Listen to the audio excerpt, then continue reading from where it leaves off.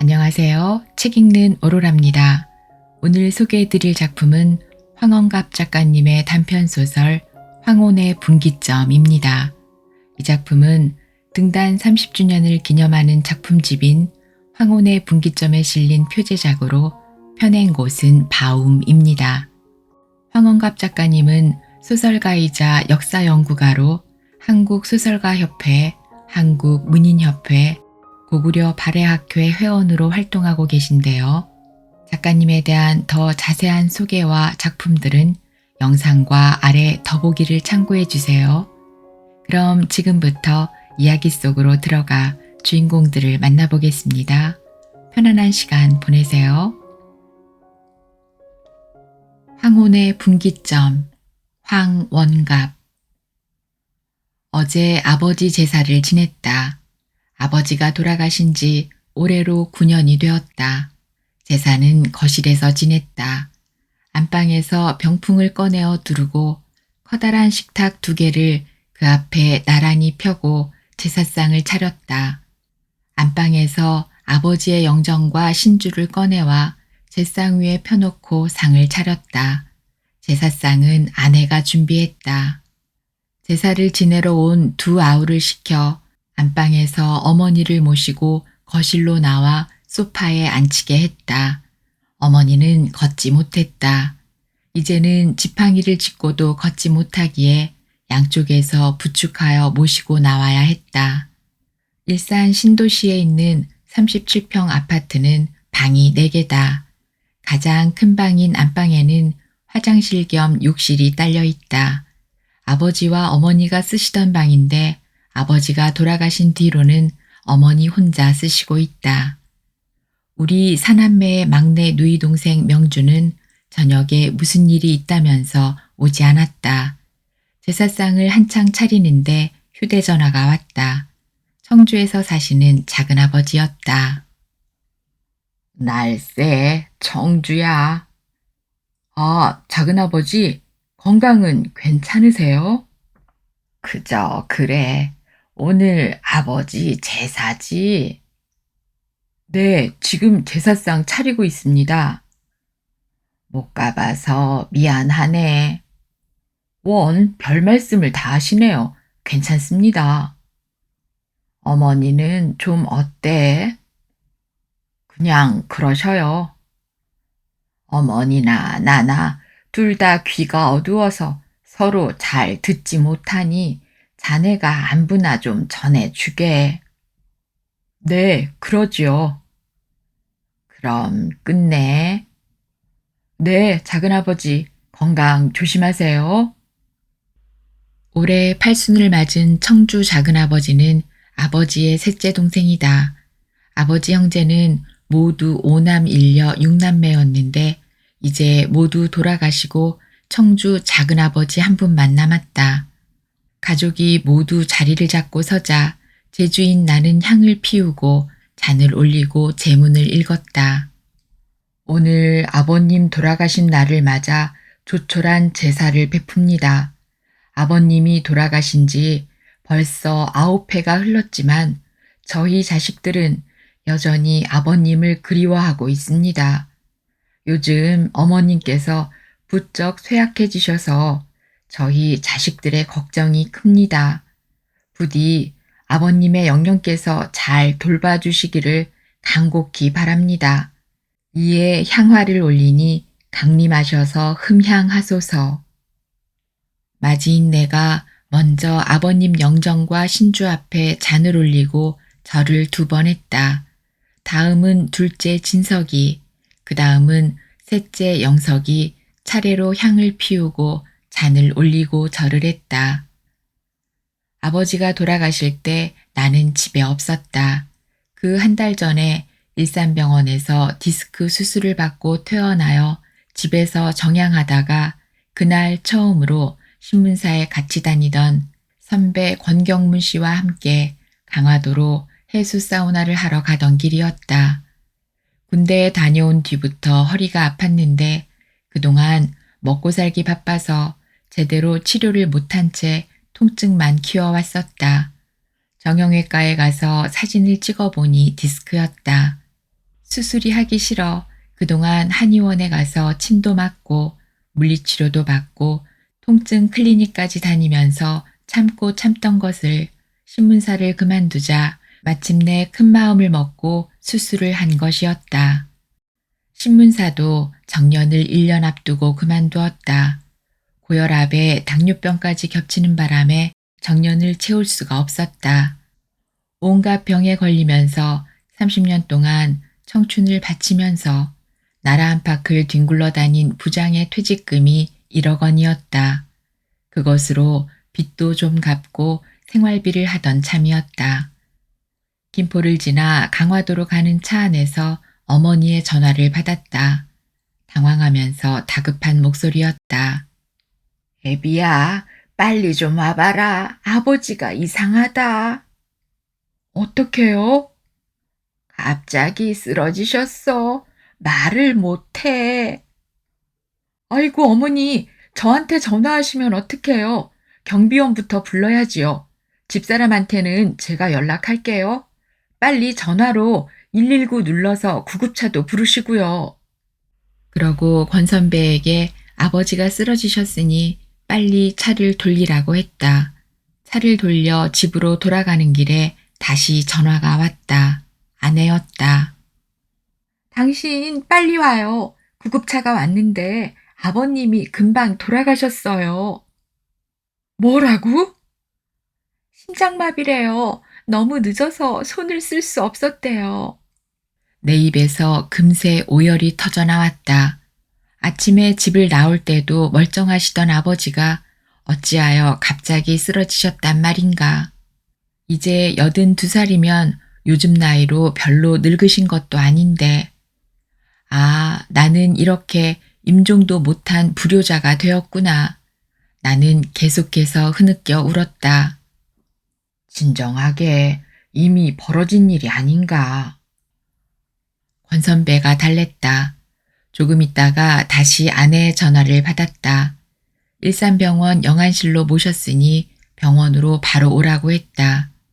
나는 동생들에게 차례로 전화를 해서 아버지 임종 소식을 알리고 모두 즉시 일산병원 영안실로 오라고 시켰다.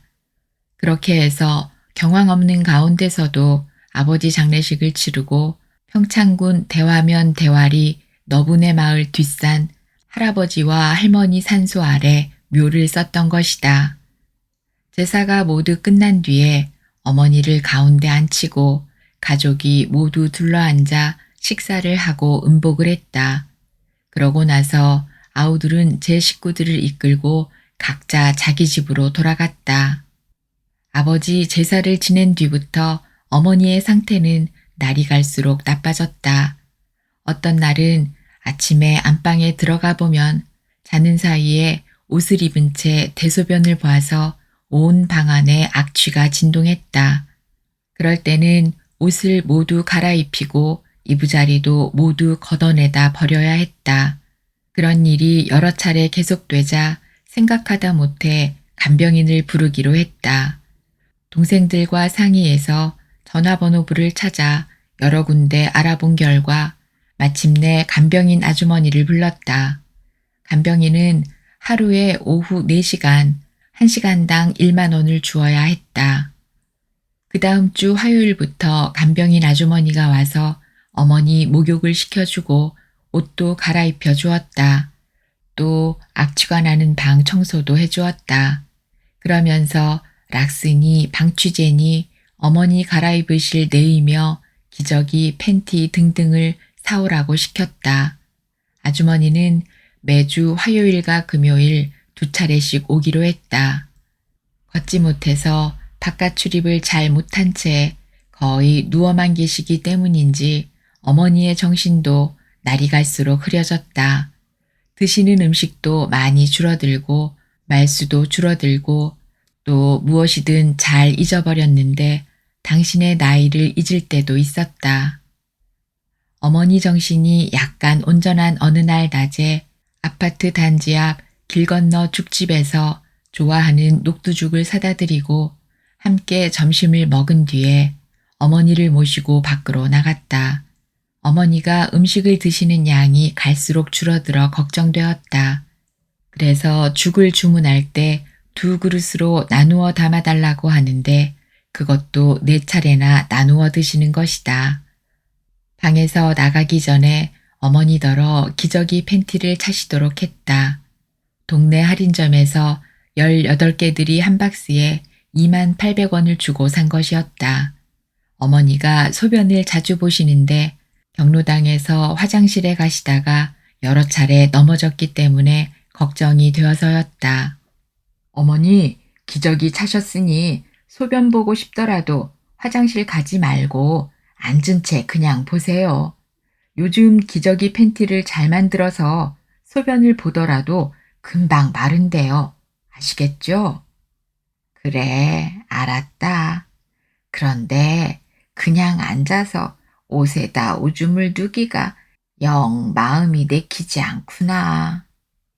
뭐 차츰 익숙해지실 거예요. 어머니가 지팡이를 짚고도 걷지 못하기에 곁에서 껴안다시피 하고 모시고 나갔다. 아파트를 나서서 관리사무소 앞 경로당까지 100여 미터쯤 되는 길을 단번에 걸어가지 못했다. 그래서 도중에 2차례나 벤치에 앉아서 쉬어야 했다. 매미가 요란하게 울고 있었다. 7년 동안이나 땅속에 있다가 나와서 겨우 여름 한철 살다 가는 매미들이 한동안 둘이서 말없이 앉아 있다가 어머니가 입을 열었다. 애비야. 네, 어머니. 아유, 내가 빨리 죽어야 하는데. 왜 또 그런 말씀을 하세요? 아니야. 내가 빨리 죽어야 네가 편하지. 그런 말씀 마세요. 천명대로 살다 가야지. 어떻게 본인 마음대로 세상을 뜰 수 있겠어요? 마음대로 태어나지 못했듯이 마음대로 갈 수 있는 것도 아니잖아요. 그래도 나 때문에 애비가 어디 가지도 못한 채 꼼짝도 못하고 집에 붙어 있으니 네가 불쌍하구나. 미안하기도 하고. 아이, 전 괜찮아요. 저야 뭐 이제 직업도 없고 하는 일도 없는데 어머니랑 늘 같이 다니면 좋죠 뭐. 한참 있더니 어머니가 또 입을 열었다. 자, 이건 이제 네가 가져라. 나야 이젠 아무 소용이 없구나. 그러면서 어머니는 손가락에 끼고 있던 금반지를 빼서 내게 주셨다. 작년에 경로당에서 90살이 된 할머니 5명에게 만들어 주었다는 석돈짜리 금반지였다. 반지를 받아 왼손 가운데 손가락에 끼니 맞춘 것처럼 꼭 들어맞았다. 내가 말했다. 그럼 이건 어머니 대신 제가 당분간 끼고 있을게요. 어머니를 경로당에 모셔드리고 2시간 뒤에 다시 모셔왔다. 그러고 다시 며칠이 지났다. 달력을 보니 월말에 장모 생신이 있었다. 역시 아흔을 바라보는 장인 장모 2분은 강원도 영월 처가를 지키며 살고 있었다. 우리 부부가 함께 영월에 가려면 어머니를 어디에 부탁을 해야만 했다. 어머니만 빈집에 두고 갈 수가 없었다. 또 누구를 불러서 봐달라고 할 수도 없었다. 생각하다 못해 2 아우와 상의를 했다. 우리 부부가 영월 처가에 다녀와야 하는데 어머니만 두고 갈 수가 없구나. 너희 둘 다 어머니를 모시고 가지 않으니 어머니를 한 며칠 요양원에 모시는 게 좋겠다. 요양원은 내가 전화번호부를 뒤져서 몇 군데 찾아봤다. 마침 우리 동네 마두동에서 가까운 풍동에 전원 요양원이란 데가 있더구나. 어머니가 장기 요양보험 등급을 못 받아서 하루에 5만 원씩이란다. 그 돈은 너희가 좀 부담했으면 좋겠다. 2 아우도 두말 않고 좋다고 하여 어머니에게 말씀드렸다. 어머니, 애미하고 처가에 좀 다녀오려고 하니 요양원에 잠시 가 계세요. 요양원이 뭔데? 뭐 말하자면 할머니들 병원이나 양로원 비슷한 데예요. 얼마나 가 있으면 되는 거냐? 한 일주일만 계시면 다시 모시고 올게요. 어머니는 썩 내키지 않는 표정이었지만 더 이상 다른 말씀을 하시지 않았다. 그렇게 해서 어머니에게 간단한 세면도구와 갈아입을 속옷 등을 가방에 챙기게 하고 풍동 전원 요양원으로 찾아갔다. 전화로 위치를 물어본 대로 찾아가 보니 이름만 전원 요양원이지 전원 속에 있는 아늑한 건물이 아니라 사실은 아파트 숲 가운데 있는 한 건물의 3층이었다. 그렇게 어머니를 요양원에 맡기고 우리 부부는 영월에 다녀왔다. 처가에 갔다가 이틀 뒤에 돌아왔는데 둘째 아우한테서 전화가 왔다. 큰형, 내가 요양원에 찾아가서 어머니를 만나봤는데 어머니가 이러십디다. 뭐라고 하셨는데? 여기 오니 밤엔 너무 무서워. 또 내가 마치 너희들에게 쫓겨난 것 같은 생각도 들고 말이다 하시잖아요. 나는 아무 대꾸도 할 수 없었다. 할 말도 없었다. 그저 가슴이 무겁고 아프기만 했다. 큰 불효를 저지르는 것만 같았다. 이틀 뒤에 어머니를 모시러 가려고 주차장으로 내려가는데 요양원 원장에게서 전화가 왔다. 황금석 선생님, 빨리 와보셔야겠어요. 네? 무슨 일입니까? 어머니가 어제 변을 보셨는데 혈변을 보셨어요. 어제부터 지켜보니 벌써 3번째예요. 아무래도 어머니를 큰 병원에 모시고 가서 검사를 받아보시는 게 좋을 것 같네요.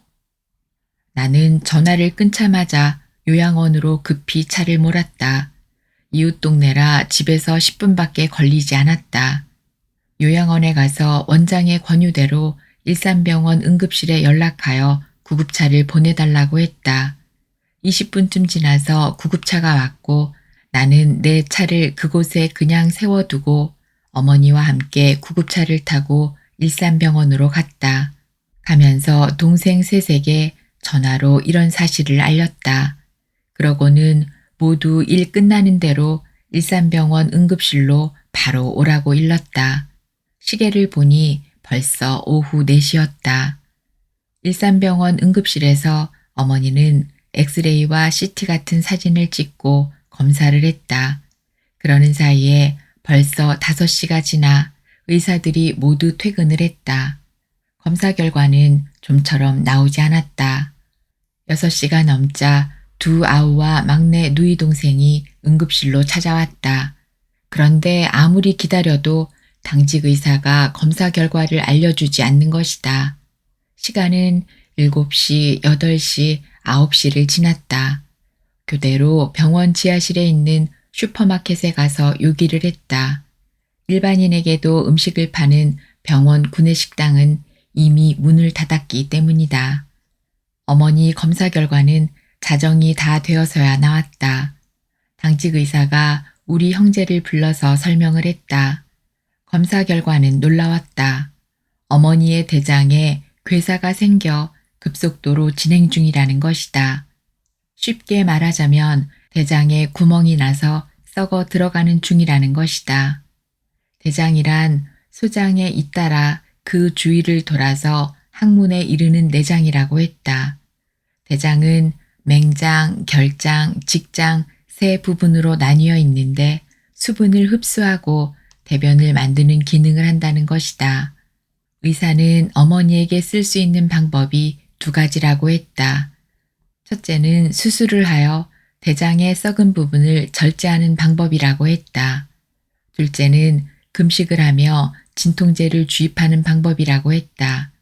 그렇게 통증을 완화시키며 시간을 버는 방법이라고 했다. 그런데 수술은 성공 확률이 반반이라고 했다. 우리 형제는 급히 의논을 했다. 어머니가 90살이 넘은 고령인데 수술을 하면 수술을 받는 도중에 잘못될 걱정이 컸다.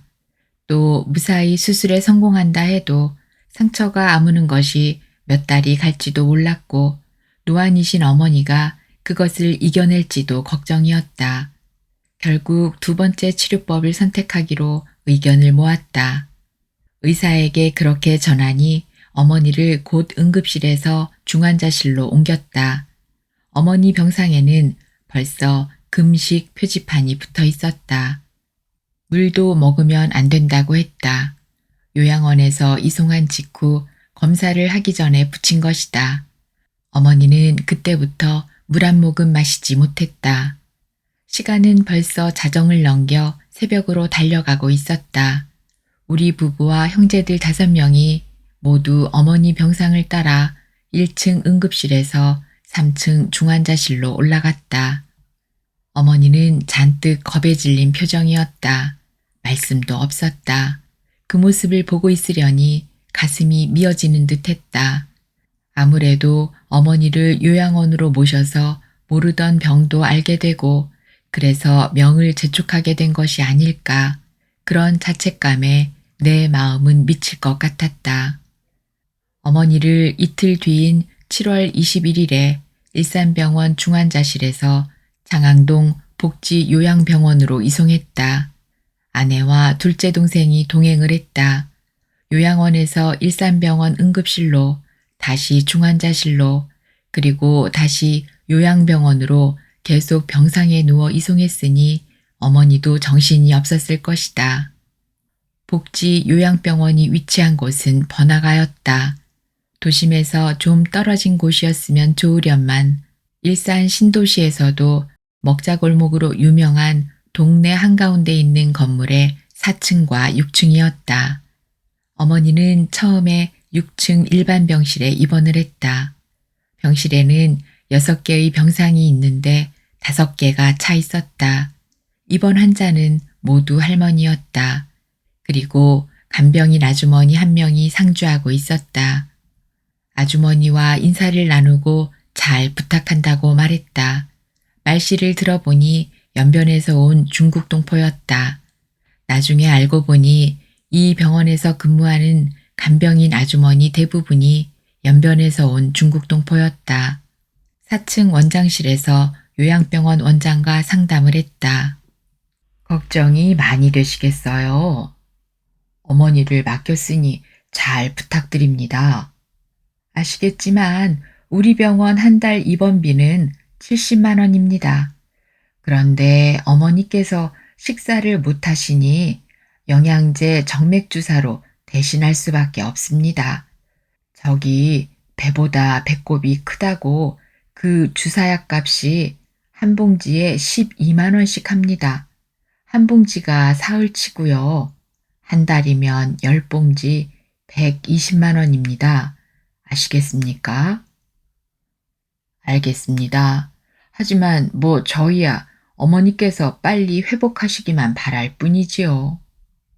그러고 나서 이튿날부터 나는 매일 오전, 오후, 그리고 저녁 때 그렇게 하루에 3차례씩 어머니를 찾아갔다. 어머니는 몸에 여러 개의 튜브를 꽂고 있었다. 영양제 정맥주사를 맞는 것과 진통제, 그리고 소변을 뽑아내는 튜브였다. 어머니가 나를 보시더니 물었다.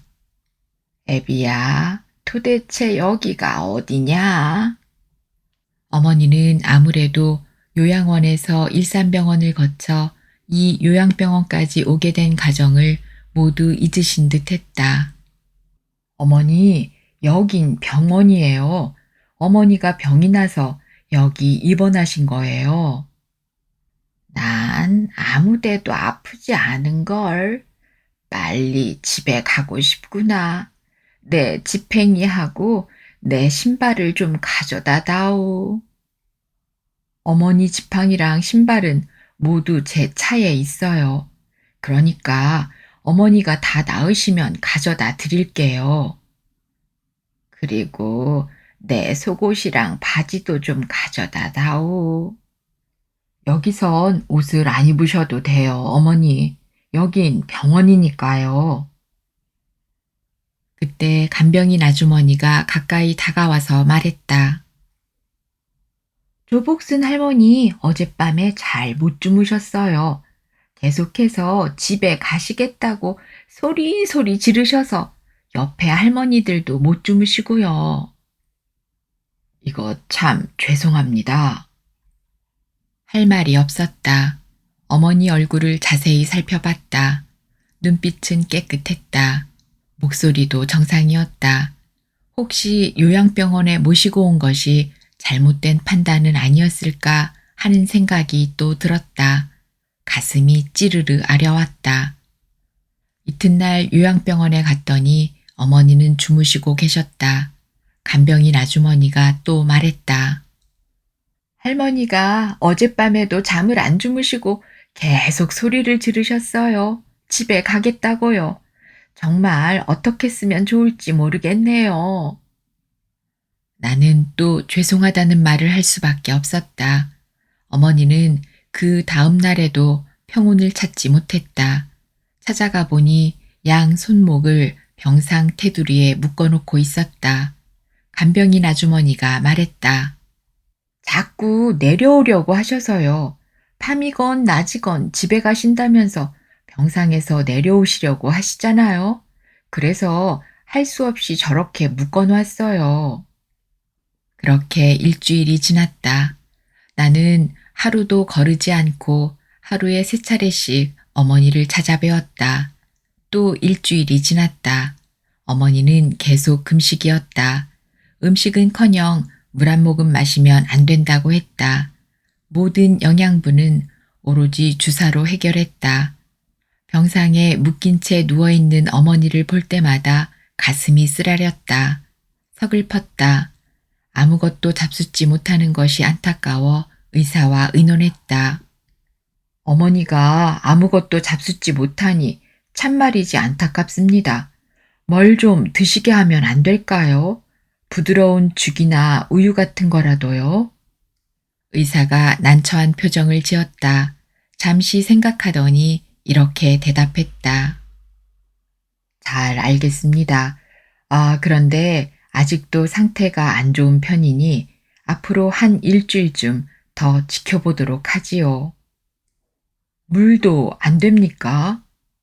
곤란한데요. 물도 토하실 테고 설사도 하실 겁니다. 나는 입을 다물었다. 어머니가 요양병원에 입원한 지 어느덧 한 달이 지나갔다. 어머니는 날이 갈수록 쇠약해졌다. 그리고 잠이 늘었다. 처음에 며칠 동안 매일같이 집에 돌아가시겠다고 소리치던 기운은 다 어디로 갔는지 그저 밤이나 낮이나 주무시기만 했다. 우리 형제들이 찾아가 말을 시켜도 한두 마디로 끝내시고는 했다. 하루는 어머니께 물어보았다. 어머니, 뭐 잡숫고 싶으신 것 없으세요? 뭐가 잡숫고 싶으세요? 그러자 어머니의 눈빛이 오랜만에 반짝 빛났다. 오랜만에 빙그레 웃으시면서 말씀하셨다. 삶은 옥수수하고 안꼬모찌하고 인절미가 먹고 싶구나. 옥수수하고 찹쌀떡, 인절미요? 어머니, 의사가 뭐 잡숴도 된다고 하면 매일같이 사올게요. 그때까지 좀 참으세요. 네? 그래, 알았다. 네, 참으마. 그런데 어머니는 끝내 옥수수와 찹쌀떡, 인절미를 잡수시지 못했다. 아무것도 물 한 모금도 잡숫지 못하면서 그게 얼마나 잡숫고 싶으셨을까. 어느 날 삼형제가 주차장에서 의논을 했다.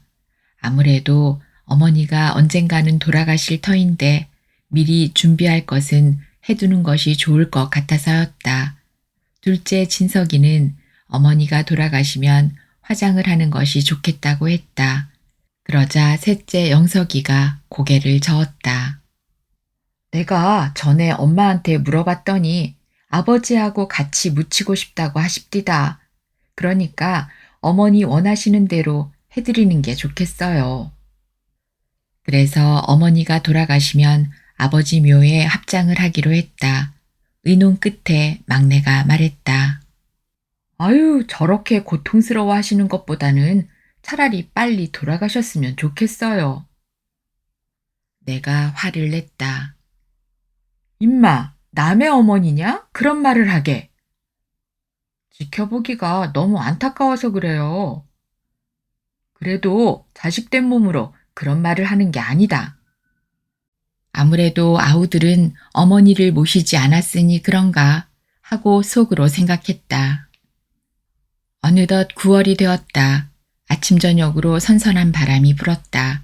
하지만 나는 계절의 변화 따위에 신경 쓸 겨를이 아니었다.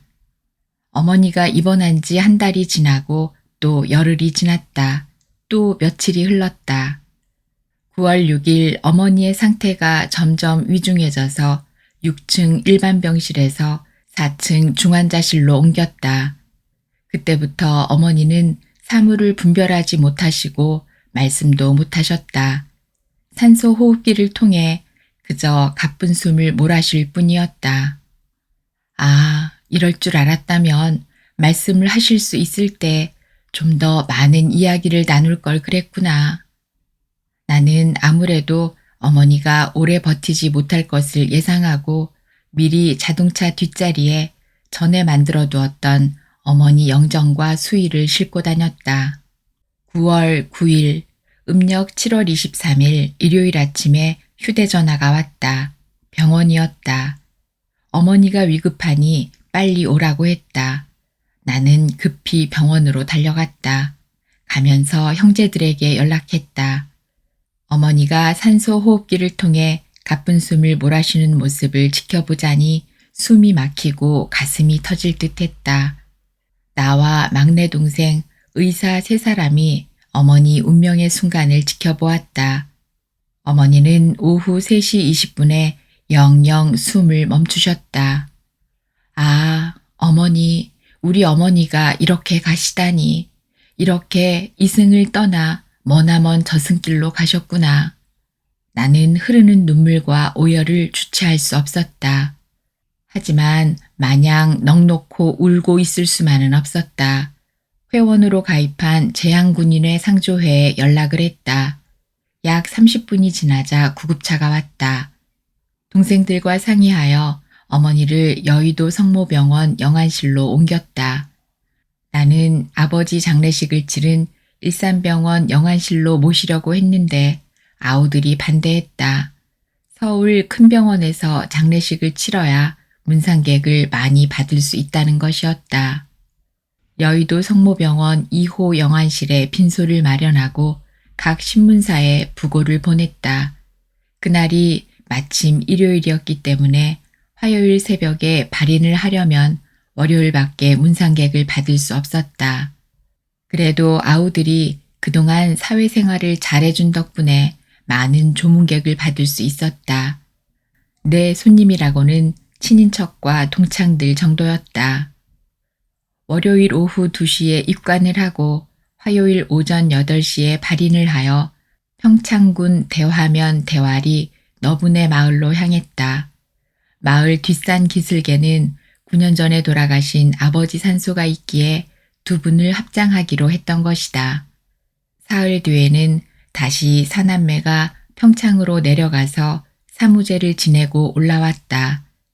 나는 운전하기가 너무 힘들어서 이웃고을인 영월로 넘어가 처가에서 하룻밤을 자고 올라왔다. 그렇게 어머니 장례식이 모두 끝났다. 어머니가 계시던 빈 방을 볼 때마다 어머니가 사무치게 그리웠다. 참을 수 없었다. 가끔 그 방에 들어가 혼자서 흐느껴 울었다. 며칠이 지났다. 나는 그리움을 이기지 못하고 어머니를 추모하는 이런 글을 지었다. 아, 어머니. 벌써부터 어머님이 사무치게 그립다. 어머님이 돌아가신 지 아직 한 주일도 지나지 않았는데 어머님이 이토록 가슴 미어지게 그립다.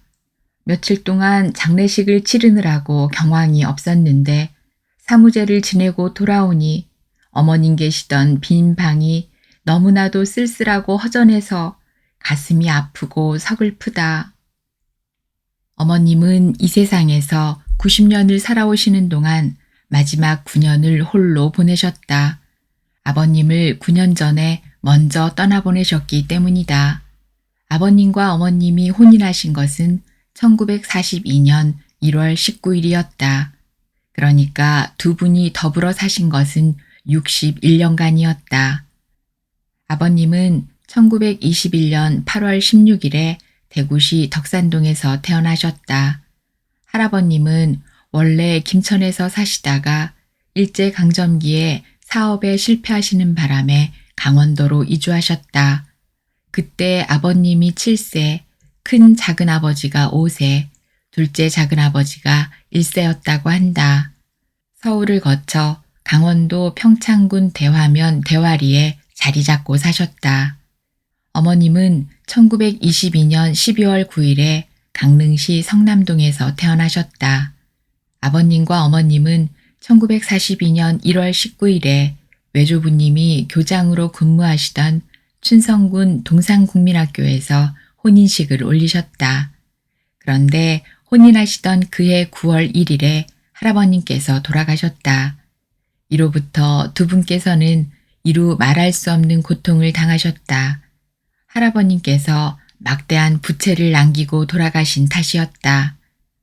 교육자 집안의 셋째 딸로 태어나 아무 고생을 모르고 자라신 어머님은 밭에 나가 김도 메고 산에 올라가 나물도 캐고 또 뗄나무도 하면서 집안일을 하셨는데 또 집에서는 시어머님을 모시고 남편 뒷바라지를 하면서도 걸핏하면 속옷바람으로 낫과 도끼까지 들고 싸워대는 거칠고 사나운 시동생들 때문에 말로 다할 수 없는 고초를 겪으셨다. 그런 까닭에 1943년에는 처음 낳은 아들을 그 이듬해에는 딸을 잃는 슬픔을 당하기도 하셨다. 아버님은 광복 직후 면서기를 그만두고 3년간 사회생활을 포기하시다가 1948년에 경찰에 들어가셨다. 곧이어 승진시험에 합격하여 경사로 주문진 경찰서에 근무하실 때 1950년 6.25를 맞아 전쟁터로 쫓아다니시게 되었다. 그때 맞이인 나는 5살이었다. 어머님은 시어머님을 모시고 시동생들, 두 아이 등 대식구를 데리고 피란길에 나서셨다. 1953년에 일단 원주로 돌아와서 자리를 잡고 나는 원주 국민학교에 입학을 했다. 또 그 해에 진석이가 태어났다. 아버님은 6.25 전쟁 중 부상을 당하셨으나 다행히 중상을 면하셔서 그대로 경찰에서 경위까지 진급하셨다. 그러나 자유당 정권에 밑보인 탓에 강원도 내 춘천, 원주, 홍천 등지의 시골 지서장으로 쉴 새 없이 정근을 다니셨다. 제발로 그만두라는 뜻이었지만 가족들을 위한 일념에서 아버님은 꿋꿋이 버티셨다. 그동안 어머님은 박봉의 남편을 내조하며 불어난 자식들을 돌보기 위해 때로는 고구마와 옥수수 행상까지 하셨다. 식구들도 늘어났다. 영월에서 살던 1955년에는 영석이가 태어났다. 그 무렵 할머니께서 돌아가셨다. 그 해에 나는 10살이었다. 춘천에 정착하여 내가 중학교에 다닐 때에는 막내가 태어나 모두 사남매가 되었다. 아버님은 1960년 3.15 부정선거 당시 춘천경찰서 사찰계장으로 계셨는데 부정선거 일선 실행자로 몰리시자 경찰 생활 10년 만에 사표를 내셨다. 그때 계급이 경감이었다. 이후 3년간이 아버님에게 가장 암울한 시기였다. 집을 팔아 일본책 서점도 하셨지만 장사에는 수완이 없으셔서 자금만 다 날리고 한때는 자살까지 생각하실 정도였다. 그러다가 1961년 5.16 정변이 일어나고 공화당 정권이 들어서고 1962년에 중앙정보부가 창설되면서 정보관으로 특채되어 강원도 지부에서 새 출발을 하게 되었다. 아버님은 중앙정보부에서 11년을 근무하시면서 정보사무관, 정보서기관을 역임하셨다. 그 뒤 1973년 10월에 서울본부 해외정보국으로 정근하시고 그해 12월에 퇴직하셨다. 어머님은 1975년에 중풍으로 한 번 쓰러지셨고 1977년에는 담석증 제거 수술을 받으셨다. 또 2003년 아버님께서 돌아가신 뒤 한동안 슬픔을 이기지 못하고 마음의 평온을 찾지 못하시다가 일산병원에 입원하여 자궁암 치료도 받으셨다.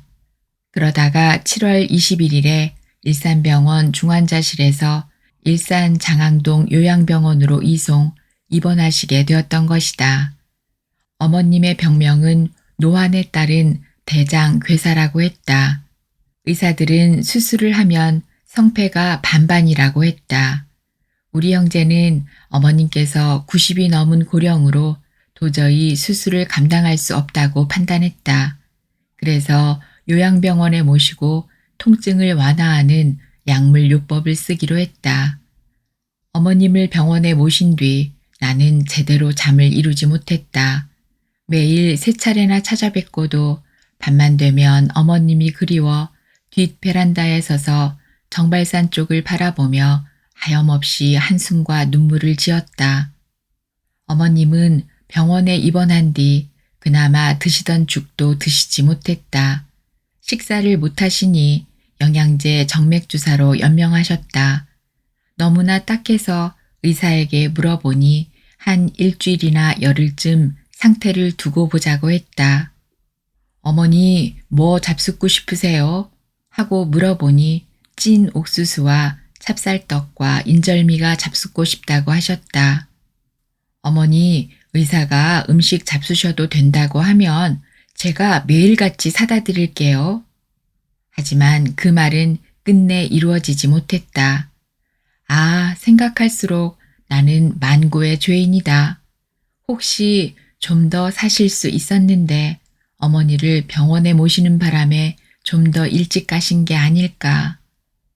사랑하는 어머님, 그리운 어머님, 이제 이 고아는 남은 날들을 어머님에 대한 애틋한 그리움을 안고 살아가야겠습니다.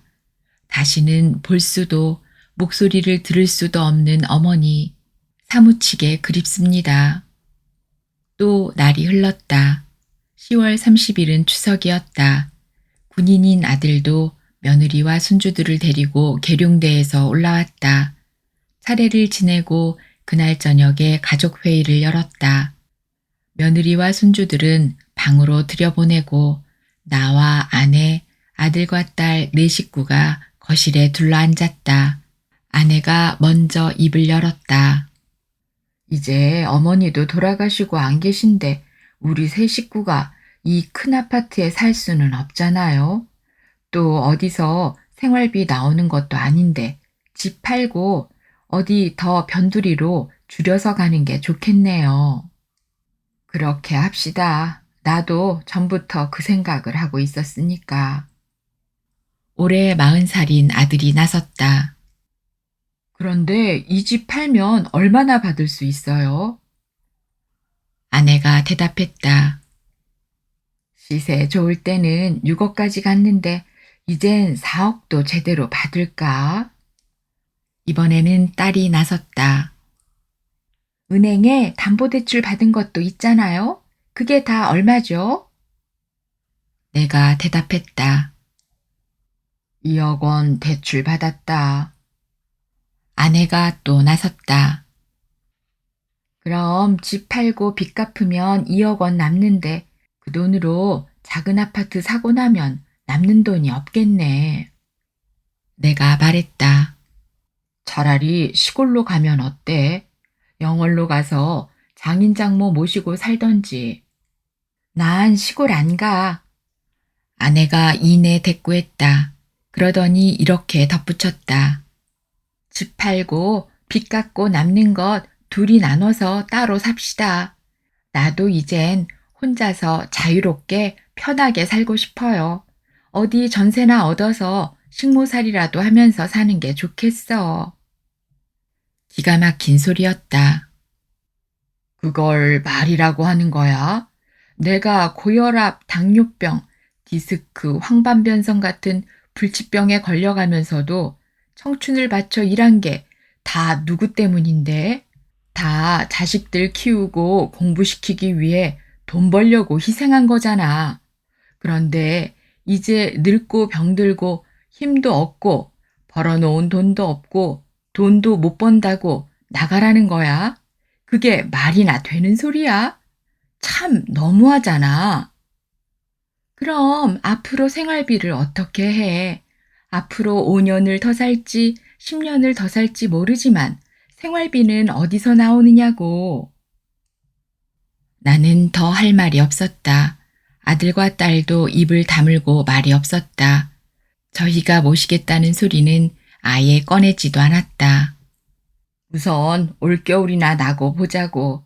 아직 어머니 돌아가신 충격도 채 가라앉지 않아 마음의 갈피도 잡지 못하고 있으니까 말이야. 그렇게 가족회의는 불유쾌하게 끝나고 말았다. 나는 어머니가 계시던 안방에 들어가 소리 죽여 흐느꼈다. 아, 이게 가족이란 말인가? 이게 청춘을 다 바쳐 부양한 결과란 말인가? 내 인생도 겨울로 접어드는데 황혼 속으로 걸어 들어가고 있는데 나는 어디로 가야 한단 말인가? 이 마지막 고비를 어떻게 타넘어야 한단 말인가? 나는 옷을 입고 밖으로 나갔다. 바깥은 이미 어둠에 쌓여 있었다. 아파트 단지 공원 벤치, 어머니와 늘 함께 앉던 벤치에 앉아 하늘을 쳐다보았다. 보름달이 동쪽 하늘 저쪽에 두둥실 떠서 나를 내려다보고 있었다. 가을이 깊어가고 있다. 단풍이 들고 낙엽이 지고 나면 북풍 한설 몰아치는 겨울이 올 것이다. 그 겨울을 가까스로 살아넘기고 봄이 오면 나는 어디로 가야 할 것인가? 오늘 들으신 작품은 황원갑 작가님의 단편소설 황혼의 분기점이었습니다. 함께 해주셔서 고맙습니다.